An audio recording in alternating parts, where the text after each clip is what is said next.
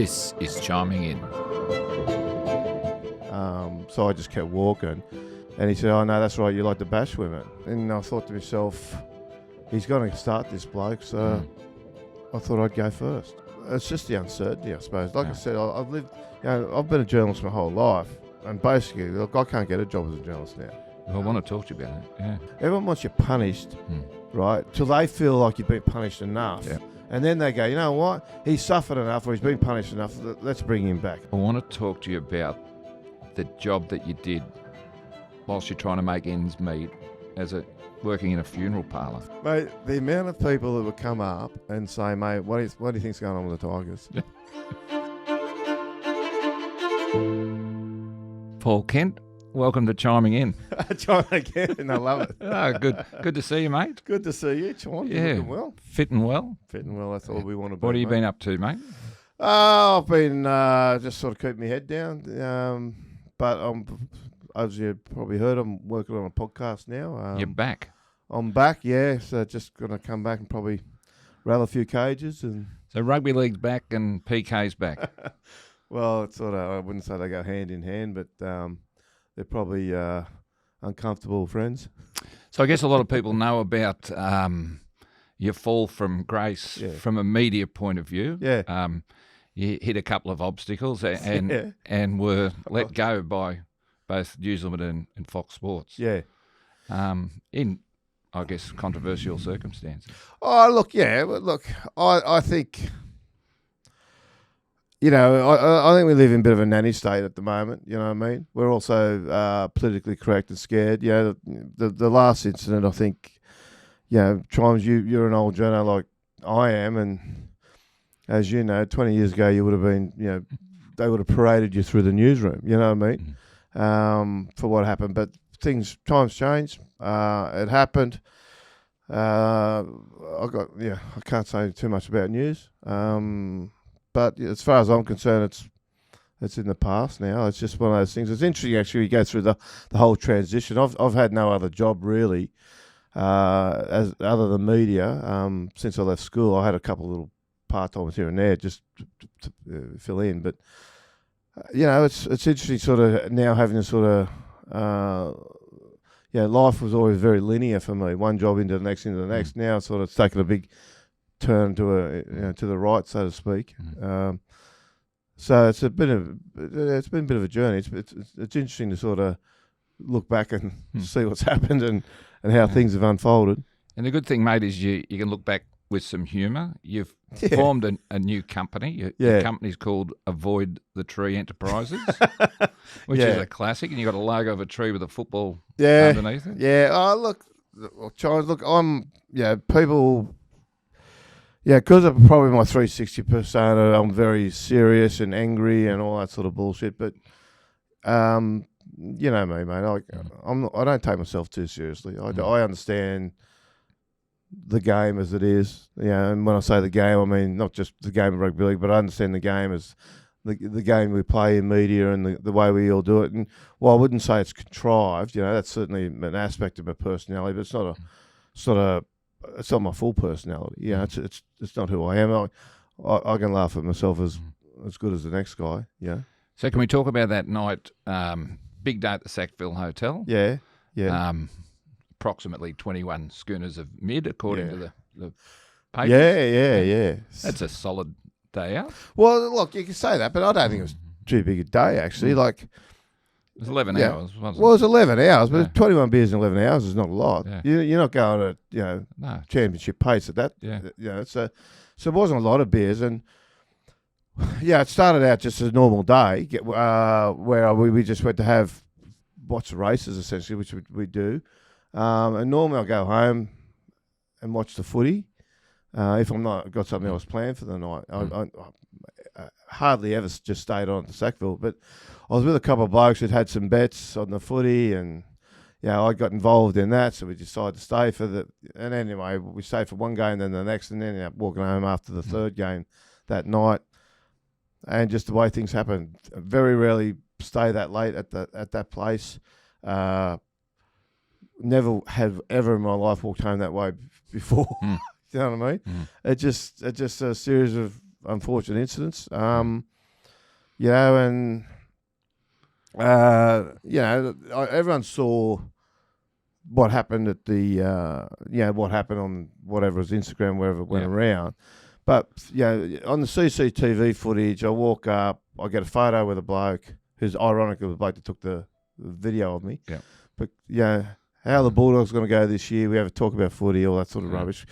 I was on the phone actually, but still trying to talk to them. Yeah. And then bloke yelled out. He said it came out wrong in court. In court, it said match. He said to me, "You're going to go to the march tomorrow." I didn't know what he meant, so I just kept walking. And then he turned around. Then he said to me, I'd walked about, I don't know, 15, 20 feet past him, I reckon. And he said, "Oh, no, that's right. You like to bash women." Yeah. So I turned around. I said, "Who said that?" He said, "I said it." And I said, "Mate, that's not cool." I said, "Apologise." Yeah. He, you know, told me to go and get. And again, I just sort of repeated myself. And then he took off his jacket. He had tied around his waist. Yeah, and he walked up on me. I told him to back off. He walked away. He came up on me again. He walked away. And I thought to myself, he's going to start this bloke. So I thought I'd go first. You know, to be fair, I thought it was going to happen. So the alcohol obviously helped trigger your emotions. Look, that's a funny one to answer, Chimes, because you know, like where you grow up sometimes dictates how you act, and yeah, where myself and my friends grew up, you don't just let people shit pot you like that. You know what I mean? And all the bloke had to go was, mate, yeah, like he's got off scot-free, this guy, right? But you just don't let people just abuse you like that. And you know, I didn't turn around straight away when I fight. I asked him several times for an apology. That's what I did, but it escalated. And yeah, I think no one's seen the CCTV footage, which I have, which was from the pub. But if you see that, you can see I'm standing there and he's walking up on me multiple times. But you know, in the end, I was the one that pressed the go button, I suppose. So I've got to live with that. You know, so mate, it escalates and there's a scuffle, and well, it wasn't a scuffle. Neither of us landed a blow. It was the world's worst fight. But any credibility just went with that. You got tipped on your head, into the ground, into the tree. Yeah. So you could have been seriously hurt. Oh yeah, if I'd come down on my head, it might have been. Look, Charles, I broke 6 ribs. You know what I mean? And a punctured lung? Or? Yeah, no, it didn't puncture. I collapsed because the ribs were broken. Ribs couldn't support the lung. Yeah. So, next day, I was in all sorts. You know what I mean? Like, I was sitting there going, mate, I was just standing there and I was just in a muck lather of a sweat, you know. I was just like, mate, this pain is unbelievable. I didn't know I'd broken anything. Then I called the doctor. I said, look, I just need some painkillers. He said, mate, you've got to go to hospital. And I had media outside. I said, mate, I can't go to hospital. I said, that'd be embarrassing getting photographed in hospital. So, but in the end, we had to sort of run a couple of little decoys. So the minute that video leaked, you knew. I knew I was fucked. There was going to be I knew, massive ramifications. Well, mate, look, including possible police action. I had journos ringing me at 5 o'clock in the morning about it. That's how long. So were you expecting the police to knock on your door? No, I actually wasn't, to be honest. Right. Because I could. There was a scuffle in the street. Well, look. It happened. That night in Sydney, there would have been 100 incidents more serious than that, which did not result in police charges. Yeah. And if I was Billy Bloggs, I don't think I would have been charged. Yeah. And in fact, tell me what's happened to the other bloke. Yeah. Has he been charged? Yes. Has he been to court? Haven't heard anything. Yeah. Have they dropped charges? Yeah, because you're not a public figure. It was all about who I was. Like, I'm not. Look, that sounds like I'm claiming a victim now, right? But that comes with the territory, doesn't it? Having a profile. It does. Yeah. It does. Yes, it does. So you're a target. Of course it did, and that's that's something that I've spoken about in regards to footballers in the past too. Like, and you got to be, take your own advice. You got to be smarter. I wasn't, smart enough that night. Like I get it. I get it. shit happens, and it got me. So from a work employment point of view, did you start thinking I could be in trouble here work-wise?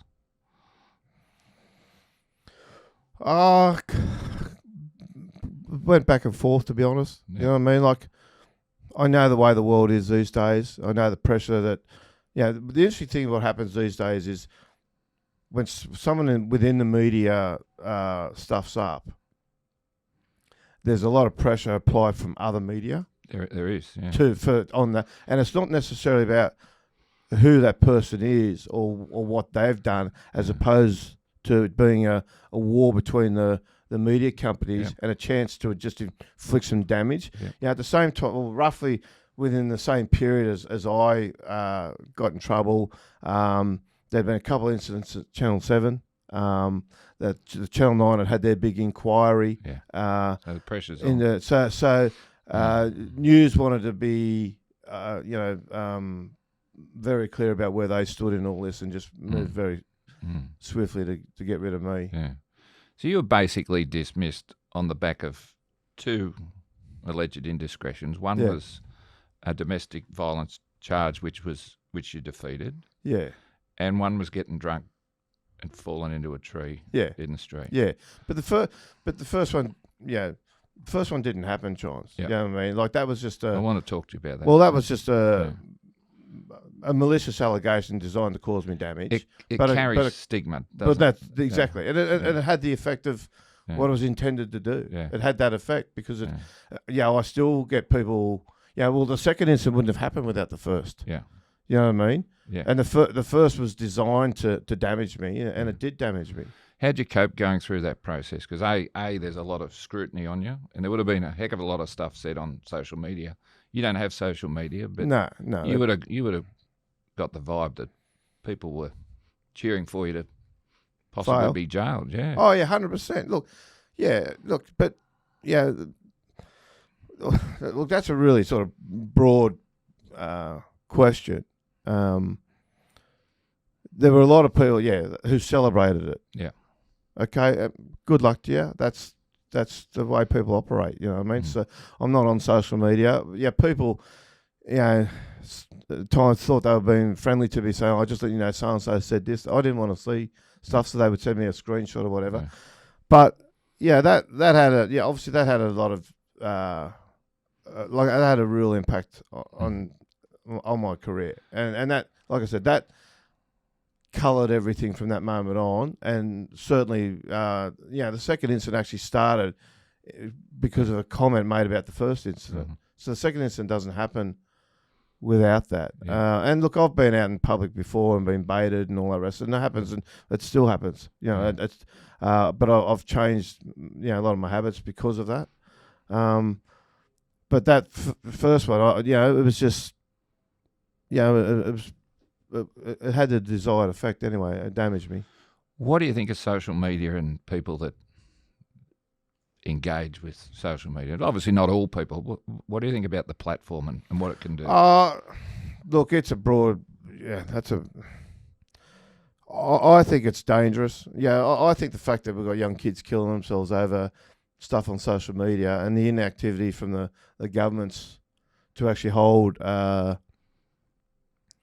those platforms accountable.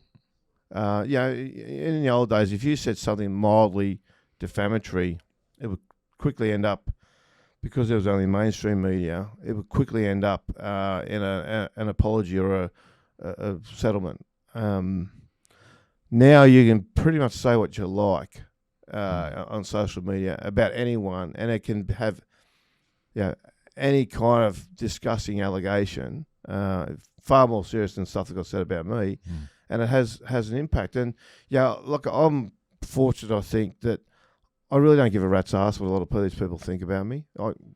Mate, just keep knocking your head into a wall and keep talking. Like, that doesn't worry me, right? But there are people who are really damages, and part of it was, people around me were affected by it a little bit. So that was. Do you feel upsetting that some people, not so much let you down, but may have deserted you when you're in that challenging time? Yeah, some did. Yeah. Some did. Some people. I can get it though. I don't sort of. I'm not. So they take dark a step on some to the people. side. You mean to Well, distance some. No one who. Well, very few who I expected to stick around didn't. You know what I mean? Like, and some without sort of going through, and I don't want to name names, but if you look at the 3 months before that happened, and people I was having lunch with, and people who I was talking to, and all that, who I understand why they distance themselves, because if I went rogue and came out and said, look, well, I'm still talking to this person or that person, and I'm talking, well-known names here, not just rugby league names. I'm talking, government officials and politicians, all sorts, right? If I come out and name them, that they were still in contact with me, they would have got the blowback. You know what I mean? And I obviously haven't, and I wouldn't. But I can understand why they themselves distance themselves from me, just in case I did. Because if I went rogue, and they had no idea my state of mind, but if I went rogue and tried to justify myself or redeem myself, if I thought that was important, and by naming people who I was in contact with, it could have damaged them. So the two incidents that we've been talking about came relatively one after the other in a short space of time. Yeah, well, they happened probably, within 12 months of each other. Yeah. So how's your state of mind during that time? Were you struggling? Oh, look, there's tough days. You have to, look. What's a tough day for you? Is it where you feel isolated or fear consequences or? Oh no, I didn't fear consequences. It's just the uncertainty, I suppose. Like I said, I've lived. I've been a journalist my whole life, and basically, look, I can't get a job as a journalist now. No one's interested. Like no one's interested in giving me a job. Okay? I mean, you're probably arguably the best sports writer in the country. And you can't get a job. Yeah, well, I can't get a job. So tell us why you can't get a job. Because no one's brave enough to be the first to give me the job. Yeah, I reckon once I get a job, I reckon at some point, it'll be forgotten. But the thing about all this, as you know, is you've got to serve your penance. Everyone wants you punished, right? Till they feel like you've been punished enough. Yeah. And then they go, you know what? He's suffered enough, or he's been punished enough. Let's bring him back. And that's not just me. That's everybody. We've seen it a lot. We see it in everything. We see it in we see it in Hugh Grant when he got stuck with the hooker. Yeah. You know what I mean? Yeah. We see it in footy players who go and do the wrong thing. They've all got to sit there and they all and everybody, and I get that. So I'm not again whinging about it. So you in the sin bin or the? Yeah, something like that. Yeah. So I'm just sitting there. Now, look, it may not change. There may not be anyone, and there have been some people where it hasn't changed, and they've just basically just been forgotten about. Okay. So I don't know what the future is for me, to be fair. Has the landscape in journalism changed too? Significantly. Such as? Well, it's all... There's a new breed? Look, there's a new breed. There, you know what? It's funny because I've thought about this, and there are it's very hard to find any journalist under 40 working on rugby league who actually breaks any news. Right now, if you were coming through my era, your era, all that, if you got to 40 and you weren't breaking any news, you're pretty much bundled to the back bench. Right, you were told, mate, you weren't much good, and you're going to be put on the back bench, and you're just going to sub other people's copy. Right now, there's a lot of young journalists who can't break a story. All they do is they rewrite something that Buzz breaks or Bulldog breaks, you know what I mean, or Carianis breaks. They'll rewrite their story, or they'll go to a press conference and write what they saw at the press conference, or they'll give us some irrelevant opinion. There's not a lot of them, to be fair, that I think are very good. There's a few that are okay, right? But most of them have got no idea how to be a journalist, right? That said, I think that's the way journalism's going. That wasn't your alarm to get out of bed each morning, was it? No, that was the great John Elias. Oh, right. We should have got him on. We need to talk about him in a second. But what it was, mate, was So there's not a lot of people who do that. And I used to sit there and sort of lament the old days. And now I thought, you know what, maybe I'm just becoming one of those old farts that things weren't as good as in my day. Because journalism has changed. And what's regarded as good now is not what was regarded as good, when I was coming through and learning the trade. And so that's what's changed. And so now what a lot of these younger kids are doing is actually what's required. That's because it's all about clicks. I was going to say, can you explain clickbait to us? Well, okay, I'll tell you what happened. So for years, you've had the print journalism, okay? And then what happened, the internet started. Now, no one could figure out early on how to make the internet make money. So for the mainstream media, Telegraph, Herald, all the, the Australian and, Herald Sun, The Age, all of them, they couldn't figure out how to make the online work. And that probably 10 years, right? And the funny thing is a lot of the numpties in the newspaper, when they couldn't fire, started to get pushed onto online. You guys go and do that. Just let us do it. We'll get out of the way, okay? And it was like that. But at some point, what's happened is there's been a change. Now, I don't know how long ago that was, whether it's 3, 4, 5 years, whatever it was. But at some point, there was a change in priority from all the owners, okay? And their priority became online, not the print. And there will come a day sooner than we think where there will be no print newspapers anymore. It'll be all online. So what happens is the dynamic changed and it flipped from one side to the other of the power. And does it change the way the journalist thinks? Yeah, so that's I'm going to write saying. this because... Well, that's what it is. It's going to click off the charts. It all goes into immediate news. So, Cameron Murray ruptures his Achilles. It goes gangbusters for an hour or so. Then what they do is they'll dress it up and they'll put a different headline on it and they'll just sort of spin it just slightly different to try and bring you back to the same story. It's the same story, but they'll put the different headline to get you to click on it.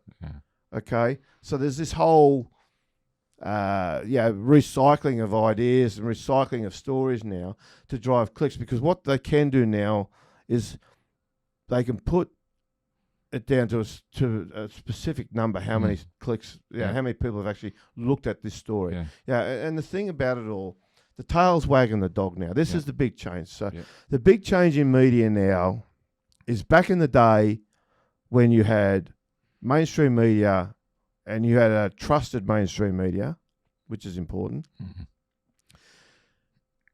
Media wrote what was in the public interest. You need to know about this. Modern media, where we are now with the internet, driven by clickbait, it's not what's in the public interest, it's what interests the public. So if they put something there about some bloke's breakup or some bloke getting tossed into a tree, people wanted to celebrate that, so they click on it. Like the Daily Mail rang me up one day for a story, and I said, mate, you're just hammering me. I said, can you just, there's nothing else there, right? Like I wasn't asking him to drop off me, but everything had been written. But it was like, what else is going on? And I said, mate, what do you mean? Like there's nothing. But he said, mate, people click on your name. That's why. He was being told to call me because I was a topic that was getting a lot of clicks. Not that I'd done anything on that particular day that he called. But that's because I'm a topic. So that's what they do. That's what I say when the tail wags the dog.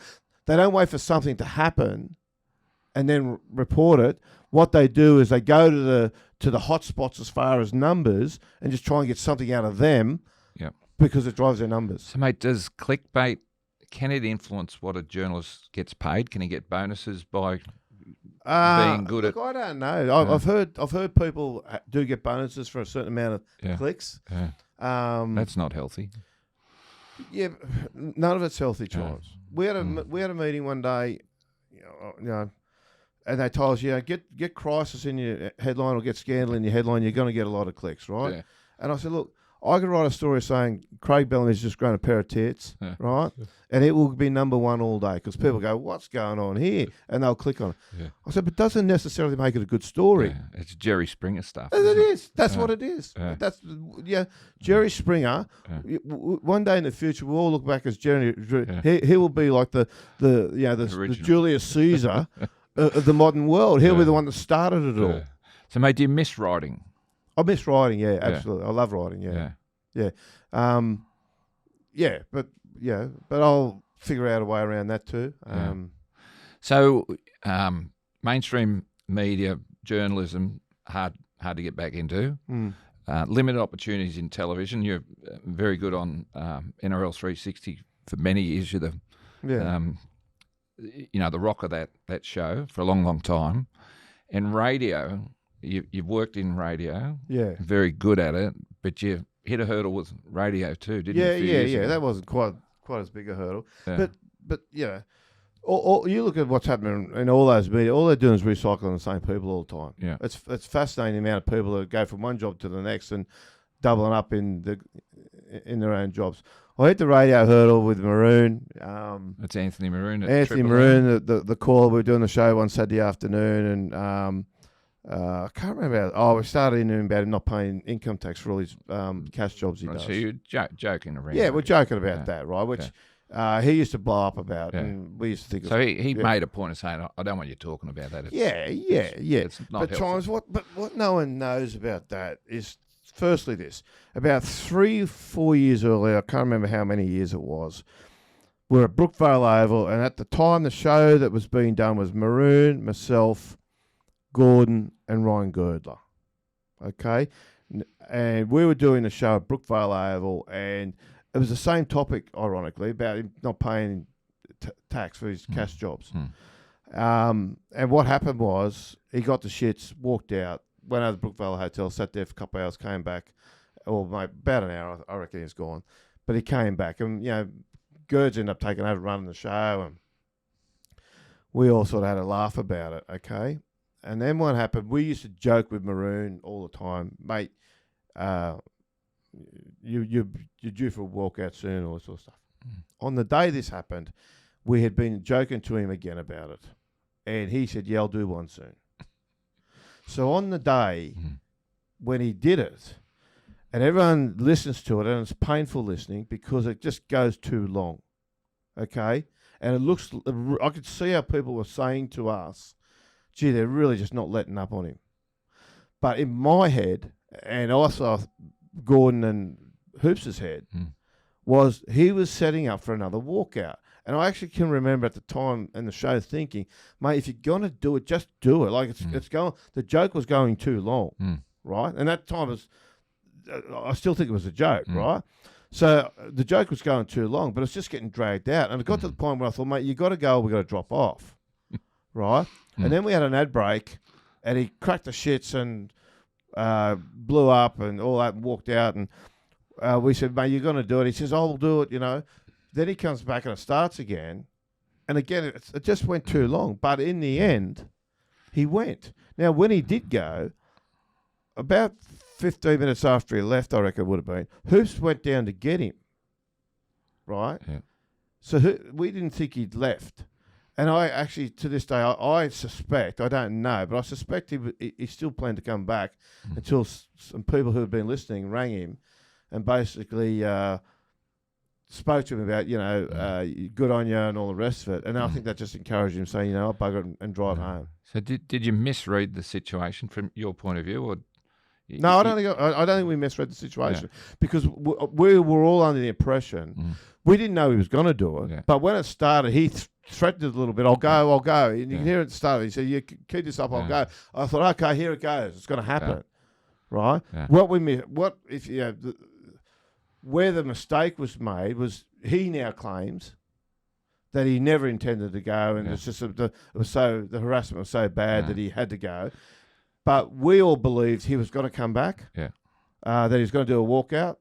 And so what was painful in the whole thing was just how long it took to get there. Yeah. I was asked to apologise to him after it, and I thought, he drove it. He knew what we were doing. Yeah. He could have said to us, please don't. He could have said to us, stop doing this, right? He didn't do that, right?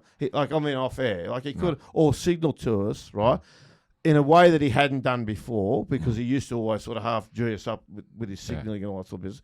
But he could have done all that, but he didn't do that. So I thought he was in on the plan, so to speak. Yeah. And I thought we were sort of, and like I said, the mistake I thought we made was it just took too long, which makes it sound bad when you listen to it, because it does look like were just constantly badgering him. But we were just trying to get him to that point where he just said, "Oh, you know what? Stick up your backsides. I'm out."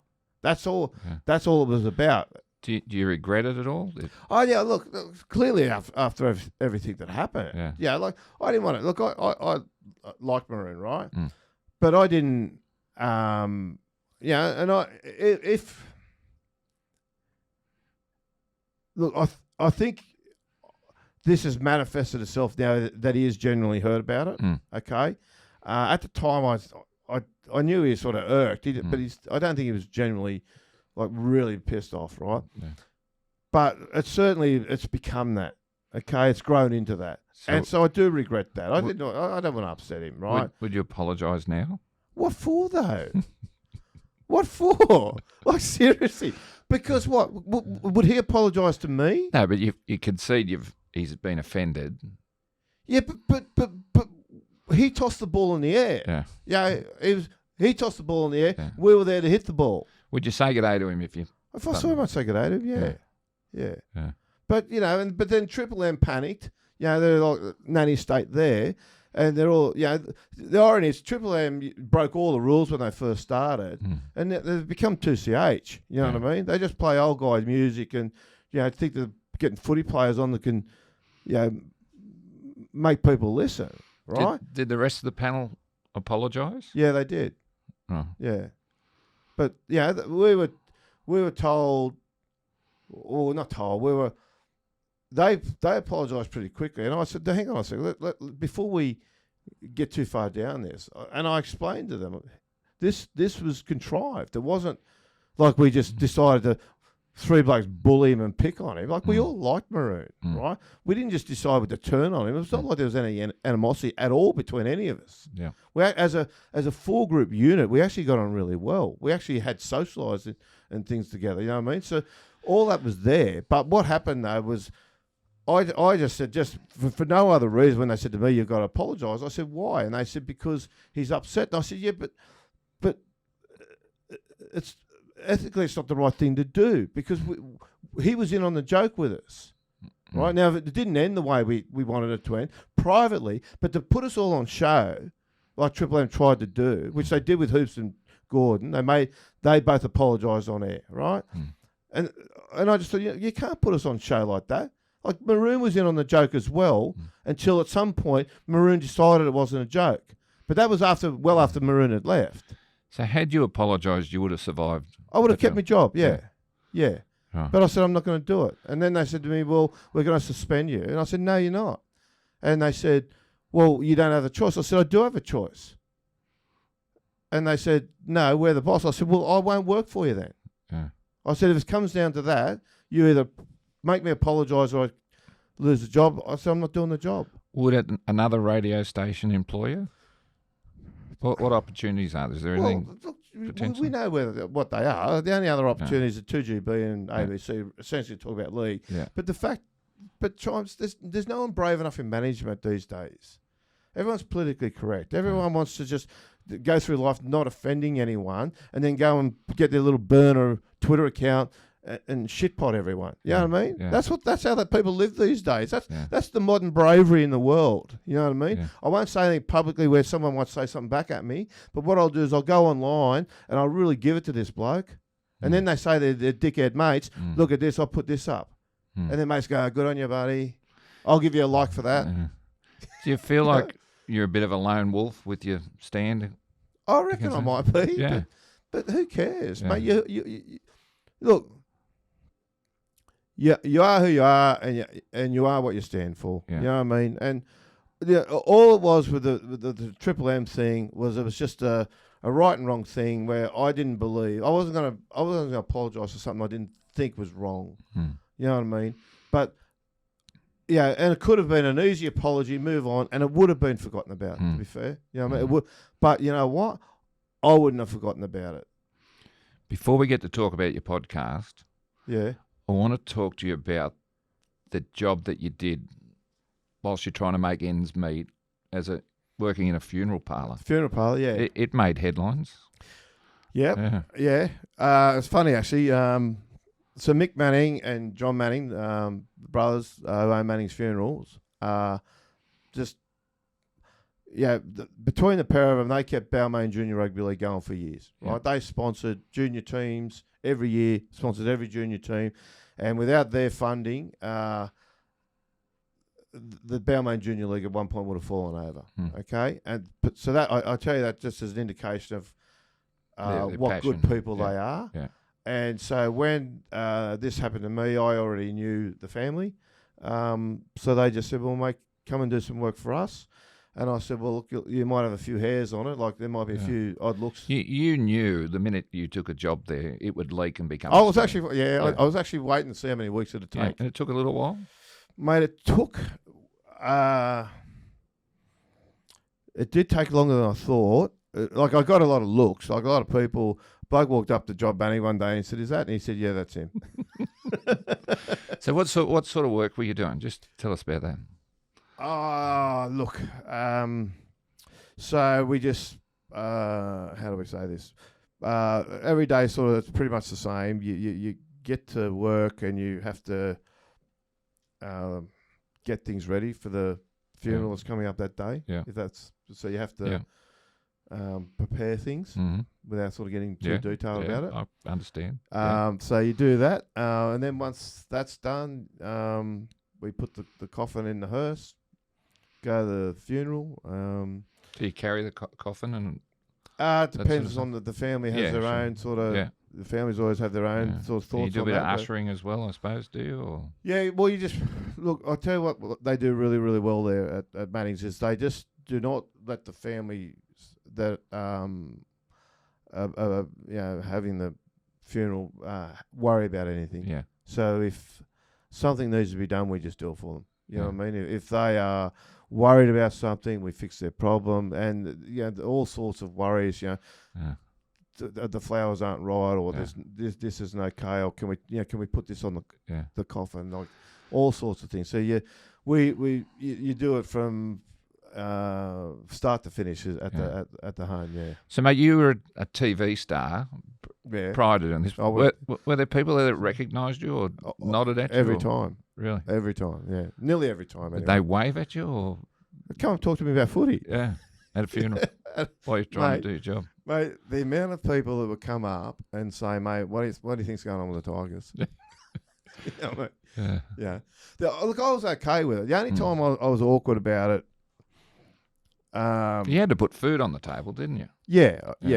But a lot of it, but the only time it worried me was one funeral in particular. I did it, and I was looking at him. I thought, I reckon this bloke that they've put that's in the coffin must have absolutely hated me. Yeah, right. And he'd be filthy that I'd be able to, I'm the one that's there. So, because people do have an opinion of you, don't they? I guess any person on television is critiqued in some way. Yeah, look, people have strong opinions on me. Yeah, and it goes both ways. Like it's some people are really in the corner, and other people really, really don't like me. But but people don't get to know the personality that's on television as the person, do they? They see half of you. I was at a pub one day, and there was a bloke next to me, and I just, I said, "How you going?" And he said, "Oh, yeah, I'm good." And I said, "Yeah." We had small talk for 5 minutes, right? And then one of his mates comes and goes, "Mate, what are you talking to him for? You tell us you hate him." I was going to say that. The people that would be... And I didn't know. I was just saying good day to him. And so we were just chatting footy just while we're waiting in line at the bar. So people who were hitting you on social media, if they run into you, they'd love to have a beer with you. Yeah. So anyway, but that happens a little bit. But look, you don't know who you run into. That's the funny thing, Charles. You probably know this yourself when you used to work at the job. Like sometimes you walk in and you think, like, friend or foe? Friend or foe. You just don't know. You know what I mean? You got to sort of read the situation to see where it's at. Do you like being recognised, or is it something No, I've never been. Look, and that's not any false modesty. I'm by nature a sort of private person, and when I go to functions, I'm the guy that sort of I don't float around the room talking to everybody. I sort of tend to find me a little spot where I feel, and I've always been that way. Okay, it's not like I'm the job has changed me or the profile has changed me. And I don't like it, but I've always understood that that's part of it, and I'll live with it. I'm happy to sit and talk, but I'll talk footy with anyone. Yeah. You know what I mean? I'll talk anything with anyone. Yeah. The amount of times someone will sit there and want to talk to you, and then after 10 minutes, the truth of them starts to come out, and they start getting a bit snarky, or didn't like what you said here, or whatever. And you go, mate, that's fine. Like, we've all got opinions. You're allowed to have opinions. Yeah. People get upset that I have one, but they're allowed to tell me their opinion of me. That's what I find interesting. But it's what makes you a little bit different. Well, that you're prepared to. I just try to be true to myself there. You know what I mean? I don't want to. I see lots of people in the media tie themselves in knots because they'll say something and they'll say it from the point of view that, okay, this is the answer, the popular answer. This is going to be the best received answer because this is the way that this story is tracking. And so they'll say something. And then 3 months later or 6 weeks later, almost identical incident, but because it's a different person that might be involved. For example, a popular player might do something, and a lot of people will go, "Oh, mate, it's not that bad. Who cares?" Right? 6 weeks later, a player who's not popular, who people don't like, because he might, be cheap shots or whatever, he'll do something very similar, and they will go, "Oh, mate, rub him out, get rid of him." 100%. You know what I mean? And but that's the frailty these days of our society, where people judged on character too. They don't judge on character. They judge on they blow whichever way the wind's blowing. Yeah, right. They're all palm trees. You know what I mean? Wind's blowing that way. That's the way I'm leaning today. Okay, and 6 weeks later, the wind's blowing another way. That's the way I'm leaning today. So you've learnt to block a lot of the criticism that's come your way? Or you don't digest it, or no? I just look. It gets to me. When I say it gets to me, it reaches me. You know what I mean? Yeah. But not all of it does. Like, there's some horrific things that I've been told about that people are like, mate, I won't even let you see it. Yeah, but why give dead shits like that air? Yeah. You know what I mean? I'm not going to let them live in my head. I just, people are sort of fascinated because I probably cop a little bit more than the average bloke, and I do know,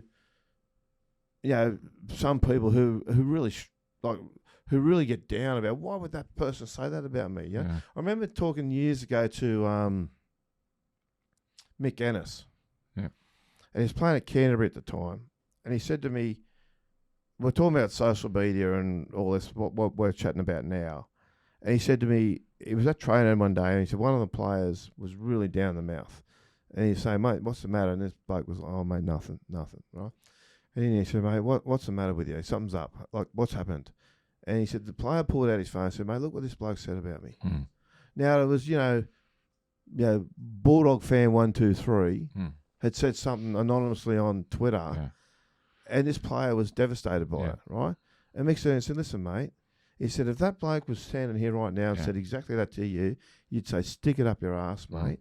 He said, but because he said it online, he said, you've taken it to heart and you're upset about it. He said, mate, it's the same comment.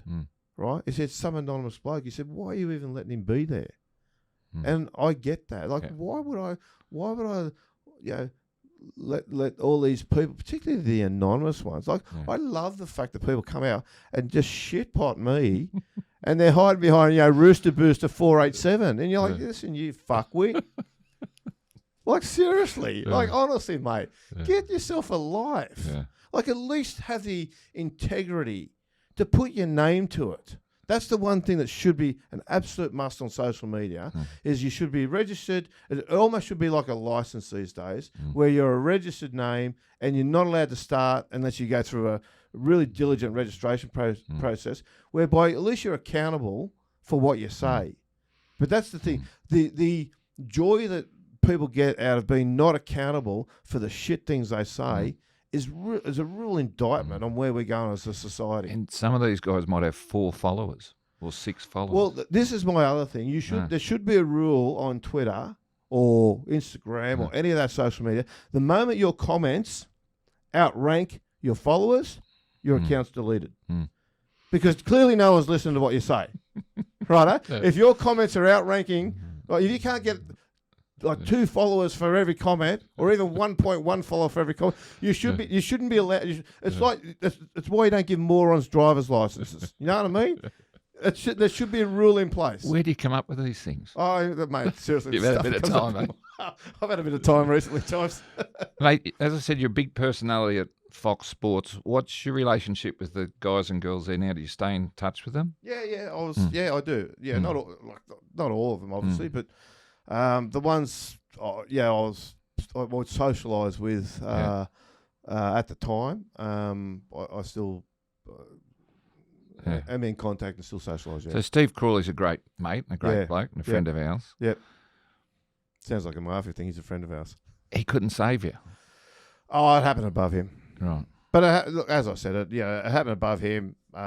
You still stay in contact with Crawley? Yeah. We're still in contact, but so you had to accept I understand. the Also decision. pushed him in a situation. Yeah. I was aware at the time. I actually said to him at the time, "Look, I'm just going to pull back a bit between him and I. Yeah. We've been friends most of our lives. Yeah. But I said don't do that. Just out of I just didn't want them thinking we were talking every day and putting him in a situation. Yeah. You probably never would have become a journalist but for him. I guess. Fickle. Yeah, that's Fickle. Paul Crawley's his brother, obviously, and we started playing footy together when we were 10. Steve coached me when I was 15. Coached me for on and off for nearly another 10 years. And by then I was working as a journalist, and he'd helped me. And I think you mentioned he was off the Olympic. He was your coach one year. He was off the Olympics. Yeah. We lost the grand final because he went to the Seoul Olympics. He left. He deserted you. Deserted us. Yeah. So he called up at full time and he said, "Yeah, they're in front." And he said the bloke on the phone said, "Oh, hang on." He actually had to ring the Leagues Club across the road because there's no mobile phones. Yeah. He goes, "Oh, hang on, there's a penalty." We lost in extra time. Yeah. Mate, I want to talk to you about your podcast. Yeah. Because this is your next chapter. Yeah. And it's very exciting. Yeah. What's it called? Kenty. Okay. Yeah, I got a committee. You've done well, yeah. Yeah. How'd you come up with that? We thought about it for a long while. Someone said, "Have you thought of this one?" So, how'd you come up with Avoid the Tree Enterprises? Whose idea was that? that was mine. Yeah. Right. Yeah. Just a light-hearted look at... Oh, look, I had a couple of ideas and it's funny actually because where the place I went to who did all the registering of and all that. Yeah. One of the secretaries there said to me, she said, "That's the worst name I've ever heard from a company." Yeah. And I said, "I quite like it." You know what I mean? But so, mate, people go and have their photos taken at that tree, don't they? Yeah, they do. Post. It's Kenty's tree. Look, I walk past the tree from time to time, right? And I'm actually I become very alert when I do. Make sure that no one's got a photograph of me. But there's often like packets of PK chewing gum. Really? And for a little while there, people putting wreaths down there.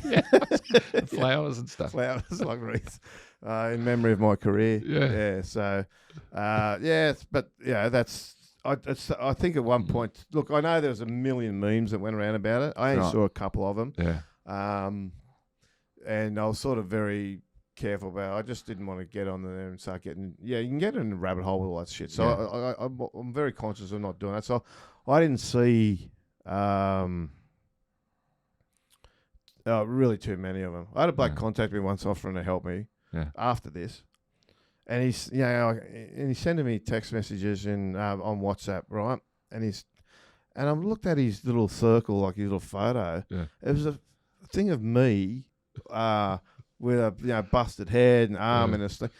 And I don't think he realised that. You could see it. I don't think he'd realised that was his little logo, logo that he's sending to me. And I was like, it's like at first I was like, is he taking the piss?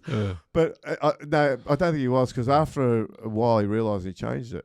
Oh, right. So I thought he was just ready to smack his throat. Got, oh mate, what have I done? But but look, who cares? People get a laugh out, mate. Yeah. Look, so as they say, if they're talking about me, they're leaving someone else alone.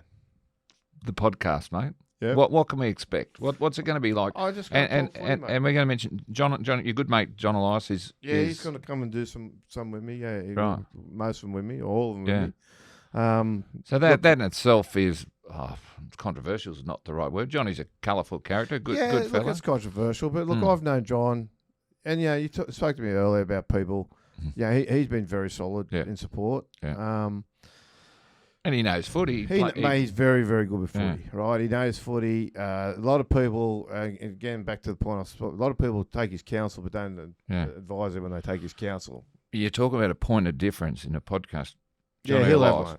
Correct. He'll have one. And he'll have one in a manner of ways, not just from footy, but from these off-field stuff that happens. So he'll have stories, opinions, all that sort of stuff. Look, the way I want to do it, I generally want to do it like, when we first started 360, and Icon and I, and we were basically Icon and I and a producer, right? And that's all we had, right, in the early days. And all the investment went into the other shows. There wasn't a lot of love for us, right? So we essentially drove the show. And initially, people don't remember this, but initially the journos came on for 10 minutes, right? Yeah. And they're on for 10 minutes, then gone, okay? Because people wanted to hear the players and the coaches, right? But, and again, this is driven primarily by Ben Icon and myself. The journos are the more interesting ones. They're the ones, and people, you come up to me in pubs often and they'll go, mate, why don't you get rid of the journos? The journos suck. I just want to hear from the players and the coaches. And I go, mate, you know what?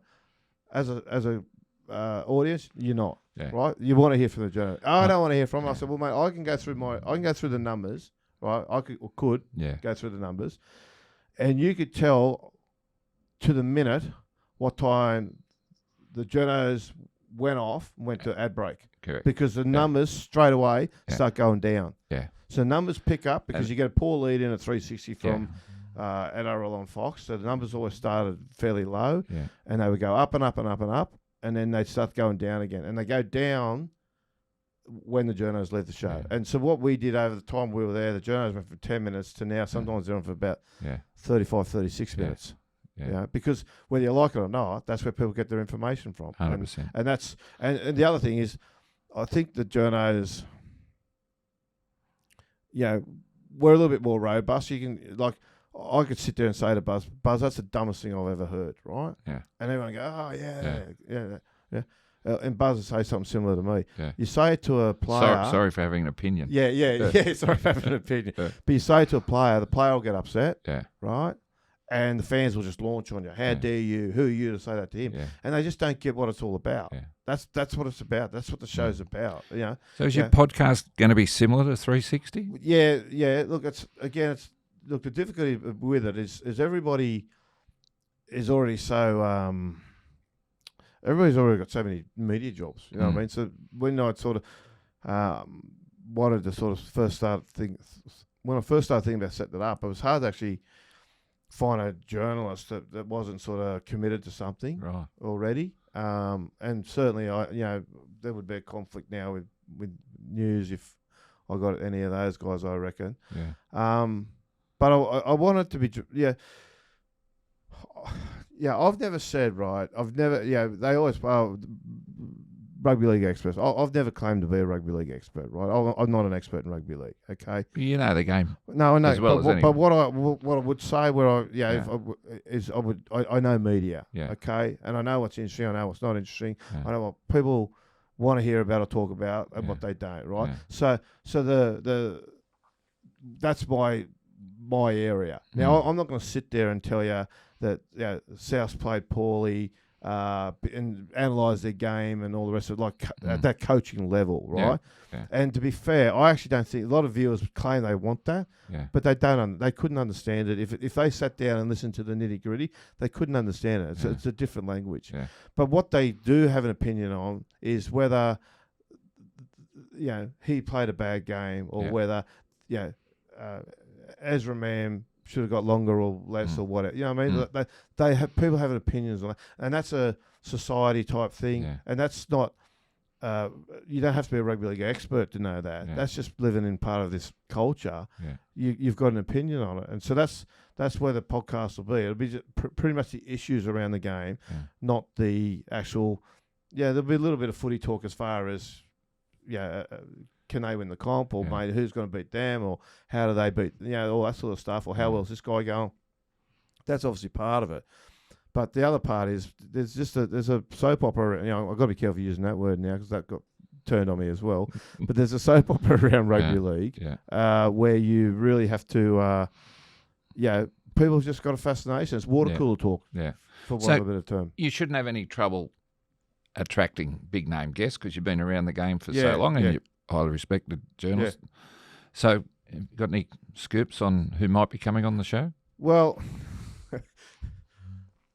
look, they're off to Vegas next week. Well, some have already just left, but the first game's Vegas next week. So, I've spoken to Volandis. He's going to come on the show.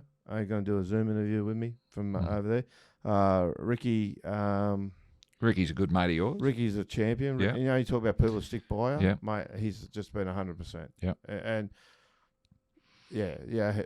cannot fault him in any way. And he's been wonderful for me. You'd anticipate players will come on, officials will come on. Yeah, look, I'm working on a player now that I haven't got across the line, but he's in the news at the moment, so he's going to come on. We've got him next week, mate. Yeah, I saw him out there waiting. That's how I know he's coming on mine, because I just asked him. Mate, regrets. I mean, I've had a few. You're at the top of the tree, earning good coin, TV star, riding, enjoying life, and you took a bit of a fall. Yeah. Regrets, or is it just take the punches? Yeah, there's regrets. I've been an idiot not to have regrets. It's been very costly to me. Yeah. Look, the thing about it, the downfall started innocently, right? But then I put it in bold print. You know what I mean? Like, so, I don't,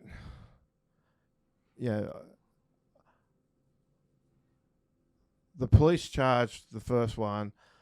What could I do? Yeah. You know what I mean? Yeah. Like, there's a malicious allegation, right, that I knew was going to end up that way, and it was done for that reason. But when the police turned up that day, I said, "Mate, you seriously, like the police could have spent a month investigating it, would have found out." But that doesn't happen now. Doesn't happen these days. But that's where I empathise with the police. But the police got this attitude now where they charge first so that the courts decide our guilt or innocence. Yeah. But the judge was sort of surprised I was there. Yeah. Yeah, he called her evidence unreliable and evasive.